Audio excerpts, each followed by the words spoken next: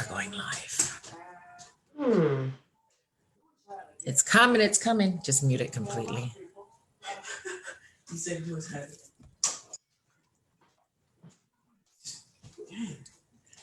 All right, here we go. And we are live finally. Hello, good evening, Genevieve. How are you? Fantastic, thank you. That is great. Thank you so much for joining this evening. Good to be here. I know that you are a super duper busy lady, but I also know that, like me, you think that this is a really important topic that we need to discuss.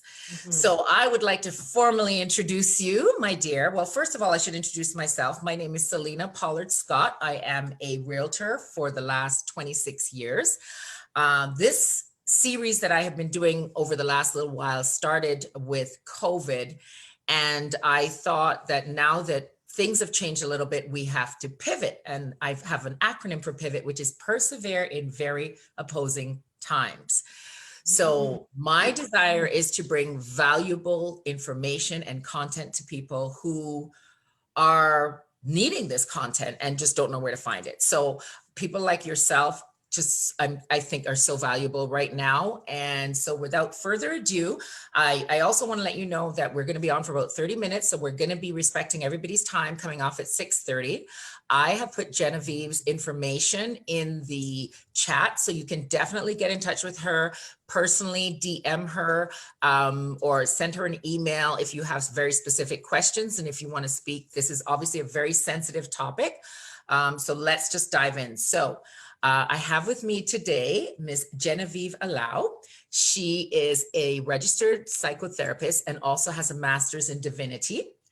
Genevieve is a collaborative and creative counselor who is passionate about journeying with her clients during challenging life circumstances.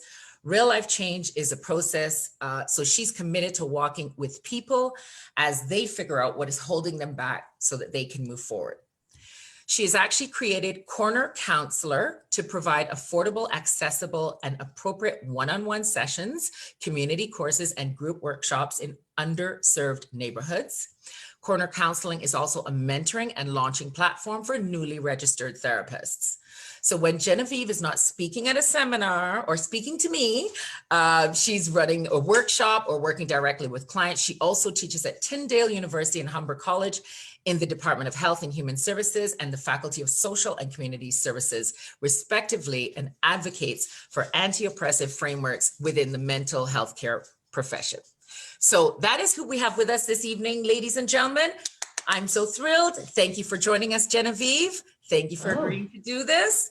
And I want to let you know a quote that she holds very valuable within her practice, which is, you cannot solve your problems with the same thinking you used when you created them.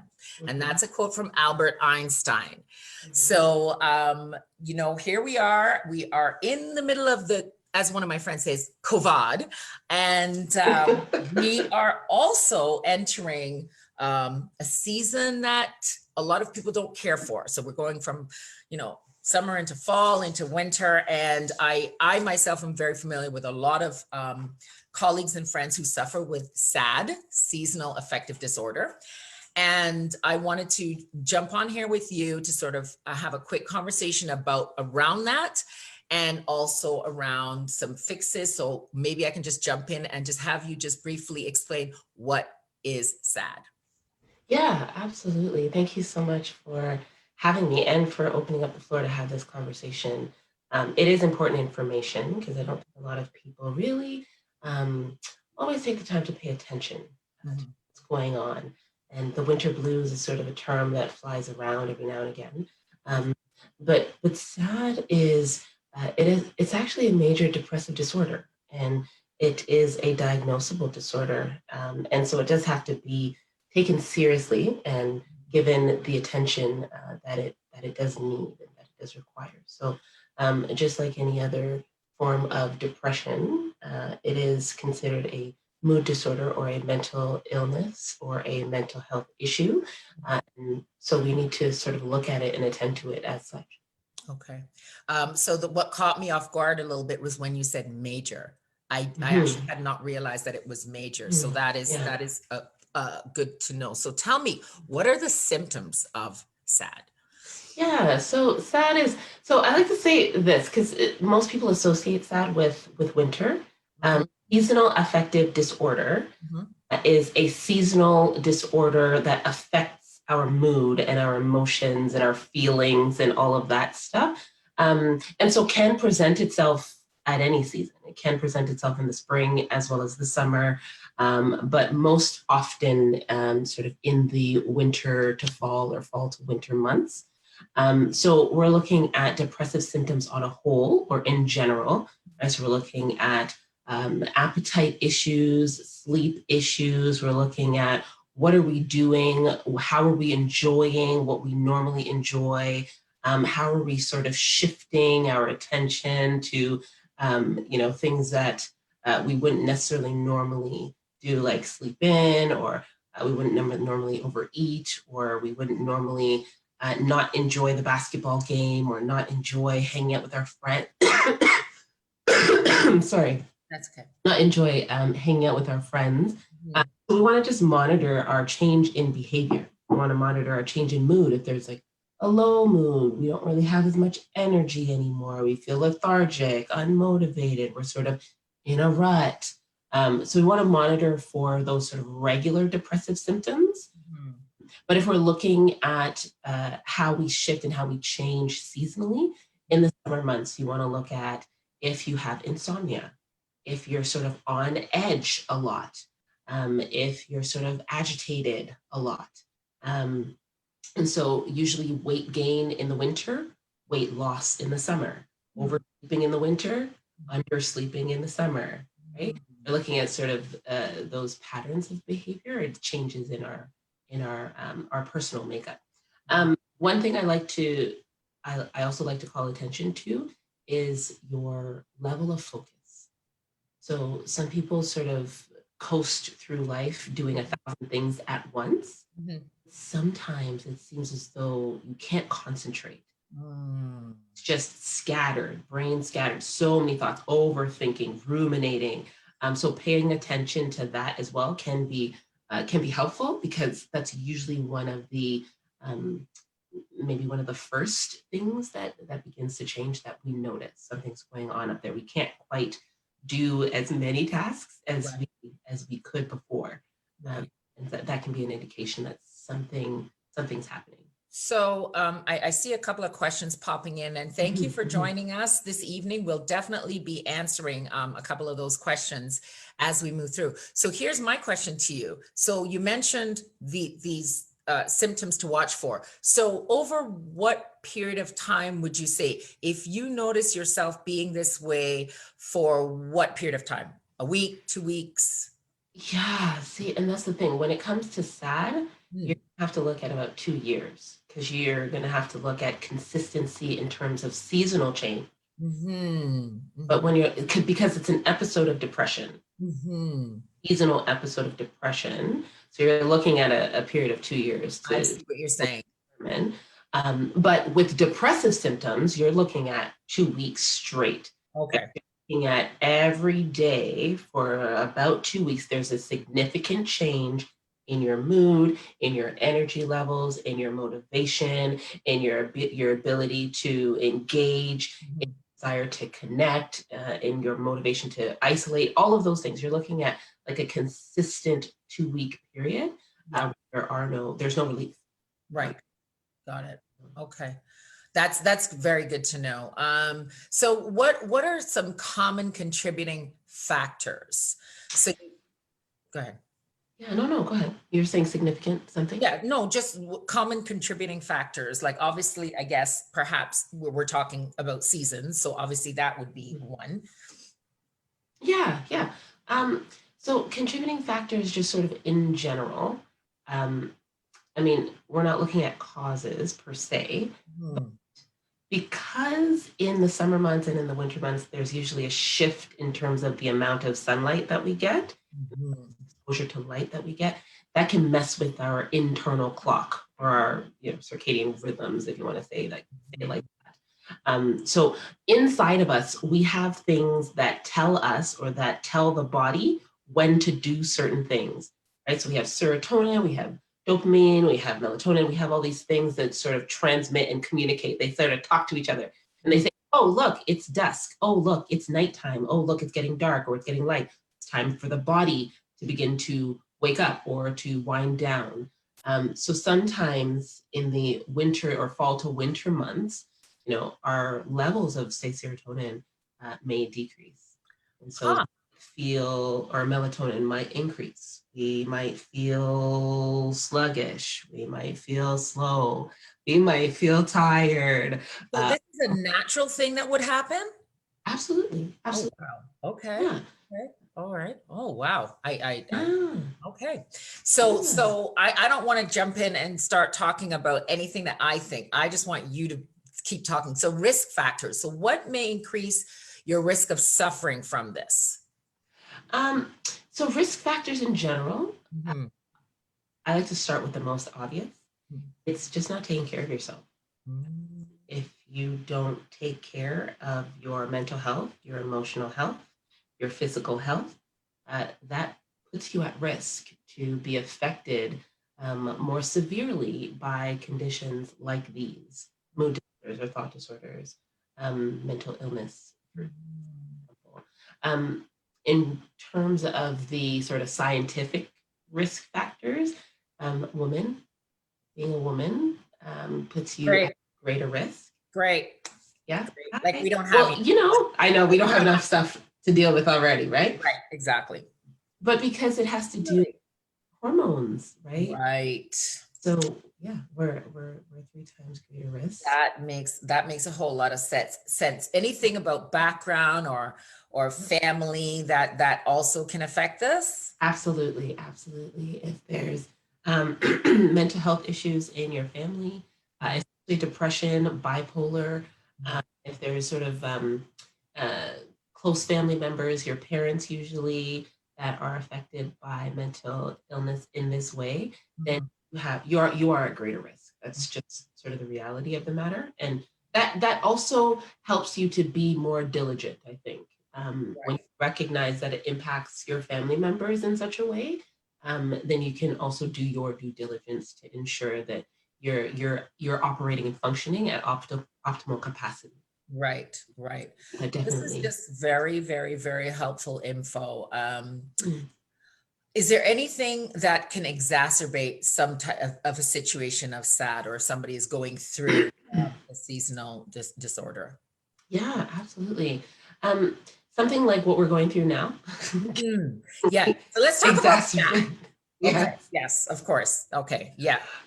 We're looking at isolation. We're looking at detaching, disconnecting, social isolation, remote learning, remote working. We're looking at being by ourselves for a long, long period of time. Mhm. Majority of our days, which is actually not. I mean, it's not usual. I'll say Right. it's big, Right. big change. Right. Sort of being out there, grocery shopping, at the library, at the kids' school, at work. We're a lot Just of. anything. I mean, I know of people who have were so happy to go back to work just because, not because they love their work so much. It was just something to do to get out of the house kind of thing. Yeah, So yeah, absolutely. I mean, I definitely get the whole isolation. So I mean, Yeah. there's a lot there to unpack. And so I guess I want to like just sort of pivot to like the happier part. So what are the treatments for this? What The happier parts. Yeah, the happier parts, because now we get it. And I think, I don't know, I speak for myself. I think there's times in my life where I do have issues with this, right? And Yeah. definitely when you're isolating and you're having to more or less be autonomous and do stuff all by yourself, then that can be a problem, especially people who are thrive in social environments, right? Yeah. I have Yes. a client who is an incredible vivacious person. He was very, very high up in the corporate ladder, and now he's doing another business, but he misses that interaction of sitting around the table with Yeah. fellow colleagues, right? So Wow. it gives us something, right? It gives us something. Yeah. Sometimes we don't realize how Absolutely. much, right? So what you Tell us the happy stuff. Tell us The how happy we stuff. can get out of this place. And obviously, I guess there's going to be some practical options, and then perhaps it would have to move into something a little bit more dedicated. But I'm going to allow you to speak on that. And Yeah, then for sure. what questions we have that we haven't answered. Okay.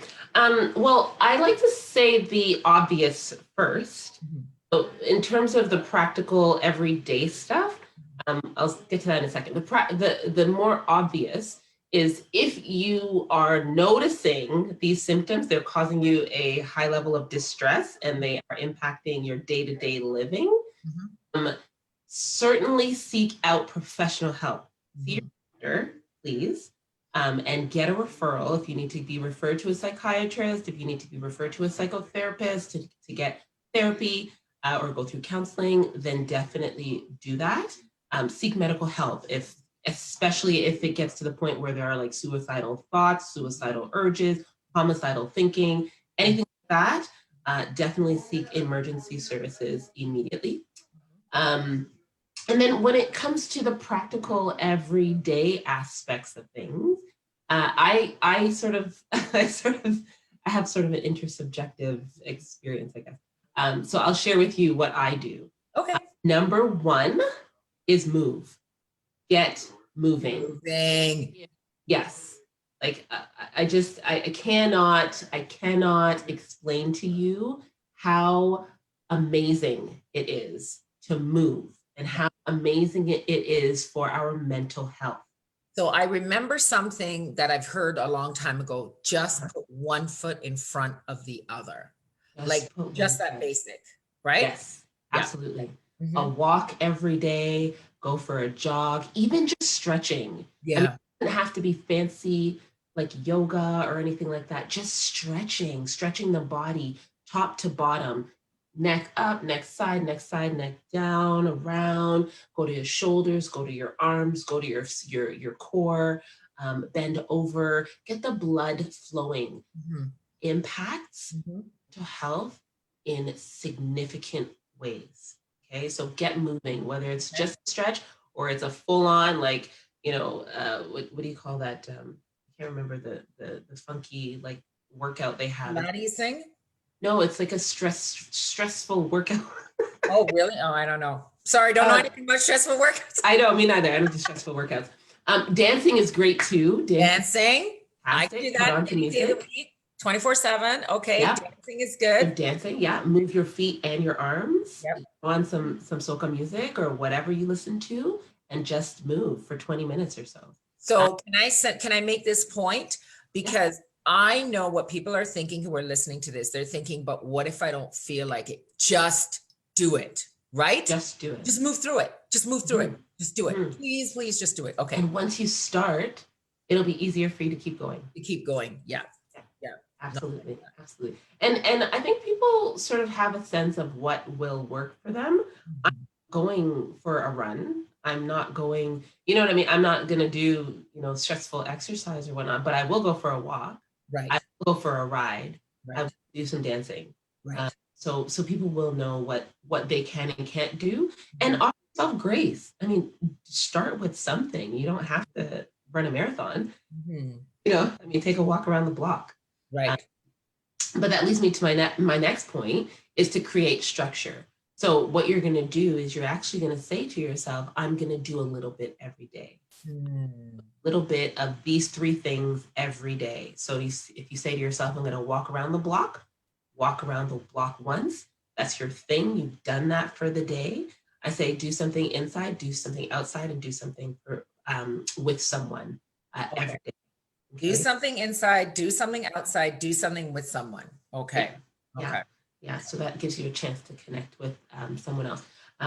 For creating structure, a to-do list is always great. If 3 things on your to-do list every day, don't overwhelm yourself is what I'm saying. I put 3 things on my to-do list every day. I probably do 1,000 things every day, but I make sure those 3 things are done.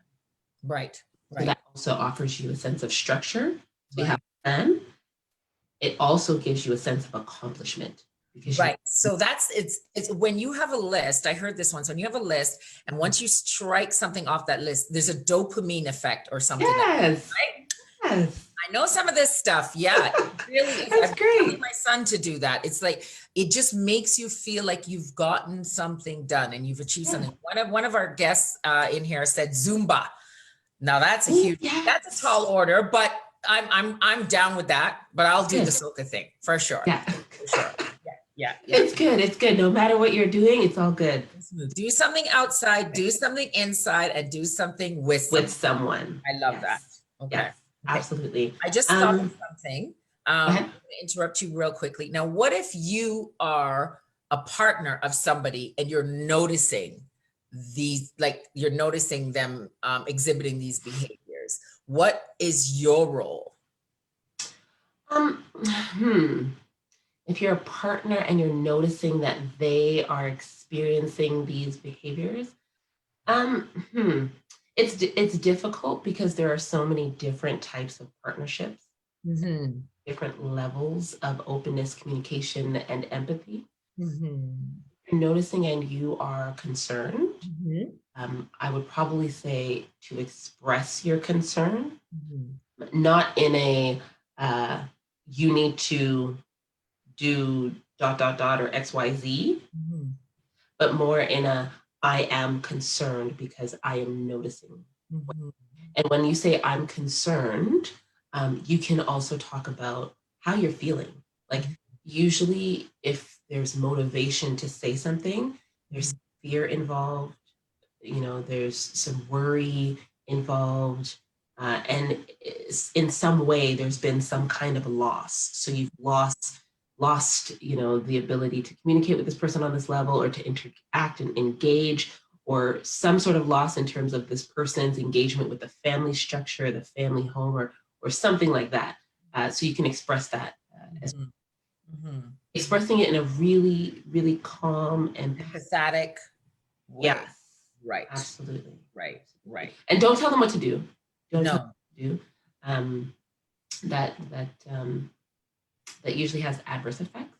Right.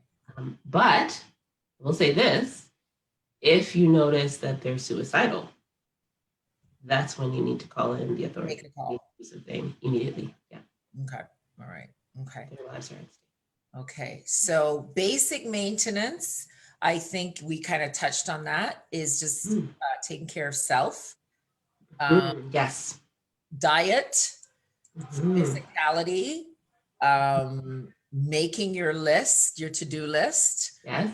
Doing something inside, outside, and with someone. I love that one, by the way. Did you notice I repeated it a million times? It's a good one. It's a good one. And it's easy to remember. It is a good one. So anything else that you would like to add? I think that this has been, very meaty, and I feel like whoever's been on probably has gotten a lot from it and might even be sharing it and playing it again, because I think we all know someone, right? Like, absolutely. And maybe more. We all know ourselves. Yeah. I'll say these two things. Lastly, set boundaries. As soon as COVID-19 hit, I unplugged.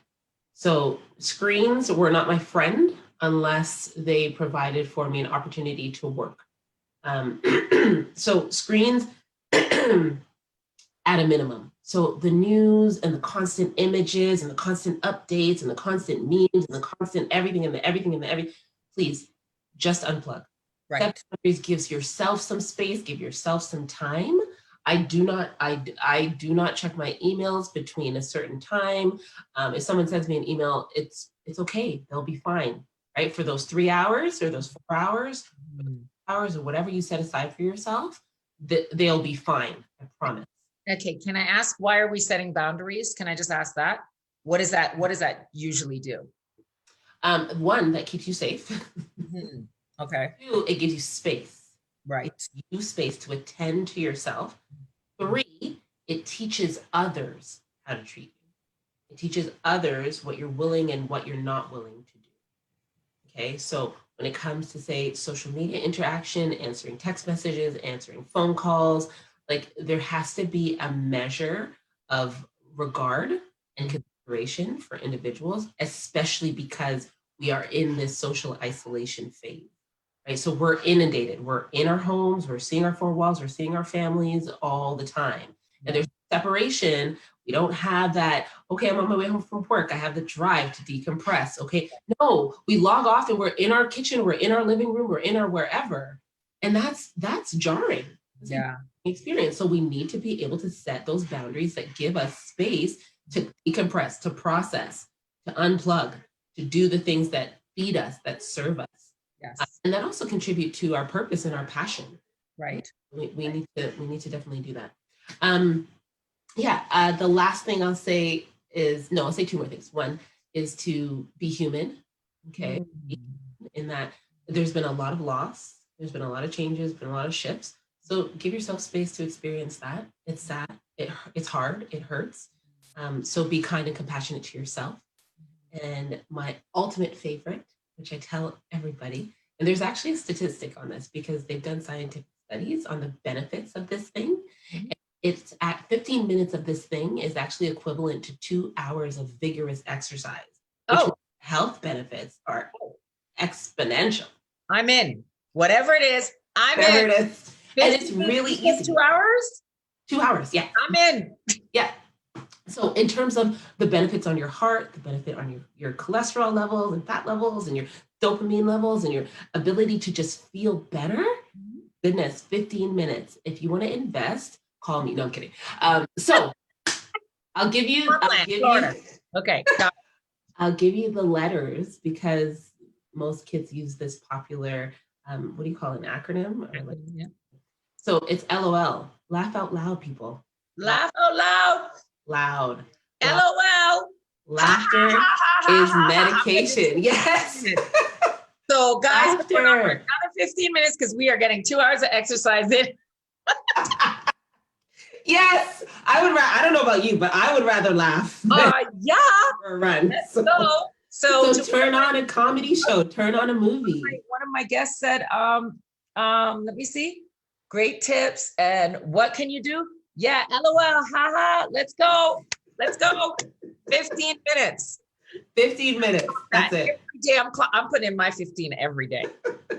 You know what I did the other day? For the reason. I actually turned on an episode of In Living Color. Oh, wow. Back in the day. And I laughed so hard. Yeah. I've been watching the Jeffersons lately. So that does it for me. There you go. Well, you know what? Our time here is up. And I've done this for another hour for sure, easily. Genevieve, you are amazing. And your tone, I love your tone. It's so soothing. I should adopt your talking to my clients. I'm sure they would be so happy if I spoke like this. You know, you should get that house. I think it would be.